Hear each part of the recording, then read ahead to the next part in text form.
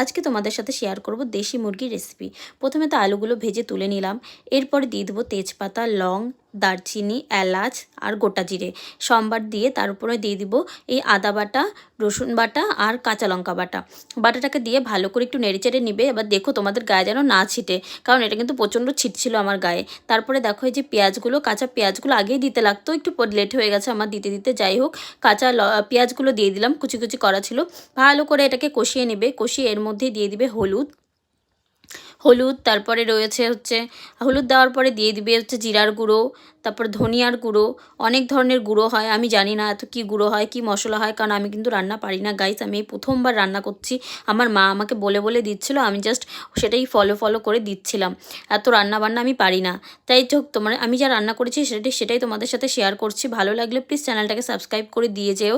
এরকম ভালো ভালো রেসিপি পেতে হলে এই যে কাশ্মীরি লঙ্কার গুঁড়ো দিলাম এখন। তারপরে দেখো পেঁয়াজ বাটাটা ছিল, পেঁয়াজ বাটাটাও দিয়ে দিলাম। আর দেশি মুরগির মাংস কিন্তু আমি বেশি খাওয়া হয় না, প্রচুর দাম গাইস। এত কি মাংস খাওয়া যায়, তাই খাইও না।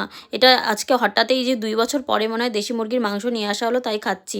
তারপরে যাই হোক, এই দেখো দেশি মুরগির মাংসটা দিয়ে দেওয়া হলো এই মশলার মধ্যে। মশলাটা কিন্তু ভালো করে কষাবে, নইলে কিন্তু টেস্টটাই আসবে না আমার। মানে এই যে আজকে যে মাংসটা হয়েছিল জাস্ট দারুণ অসাম হয়েছিল। যাই হোক, মাংসটা দিয়ে দিচ্ছি। দেখো মাংসটা কিন্তু লাল লাল বেশ, দেশি মুরগির মাংস মনে হয় এরকমই হয়। যেহেতু বললাম ওই যে 2 বছর পরে আমি খাচ্ছি দেশি মুরগির মাংস, তাই আমার অনেক দিন ধরে খাওয়া হয় না। যাই হোক, আজকে জমিয়ে খাবো মাংসটা। তারপরে দেখো ভালো করে কষিয়ে নিচ্ছি, আর একটু কষা কষাই রাখবো মাংসটাকে। তোমাদের তো বললাম দেশি মুরগির মাংসটা কষাই হবে। তো এই দেখো ভালো করে মিক্স করবে।